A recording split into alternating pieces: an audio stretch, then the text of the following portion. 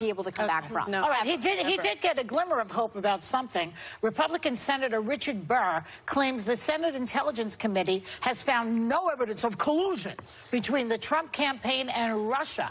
Ranking Democrat, however, Mark Warner, and also Angus King, who's an independent, say he's not reaching any conclusion until the investigation's over. So if the Senate finds nothing wrong in terms of collusion with Russia, does that mean he's not guilty?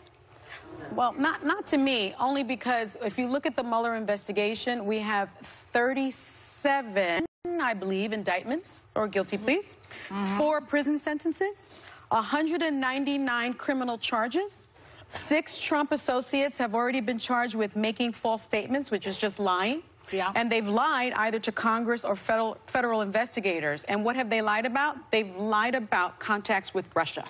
So why are you lying about contacts with Russia if nothing bad is going on with Russia?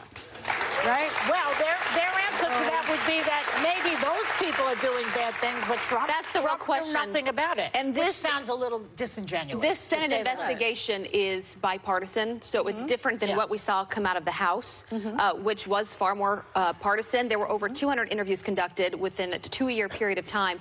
We all have to wait for the Mueller investigation to come out, but they were looking for the same thing, and they said, as of now, there is no direct collusion we found between the president and with Russia. My sense is you have people that are expecting when the Mueller findings came out for him to be handcuffed and walked out of the White House. There are going to be a lot of people that I'm guessing will be underwhelmed by what comes out of the Mueller. We've heard that from John Carl and everyone else. She just gave you a list of circumstantial evidence against him in addition to real testimony. So what do they need?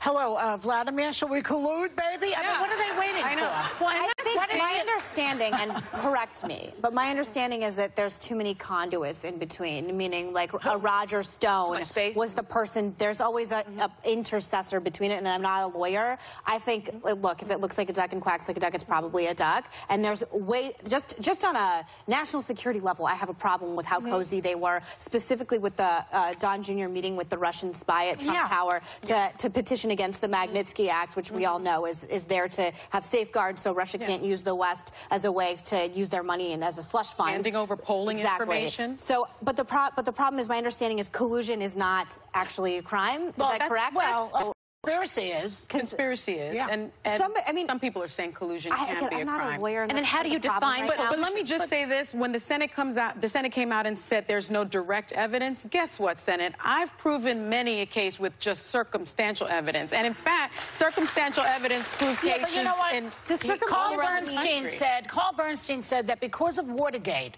you now have to have a smoking gun. That's not true. Well, he believes that. I think that's what everybody's waiting for, like this phone call that I just described, or some kind of an email that he sent. I'm one of those people I've proven cases with cold guns all around, all you have around to do DC Black History Month.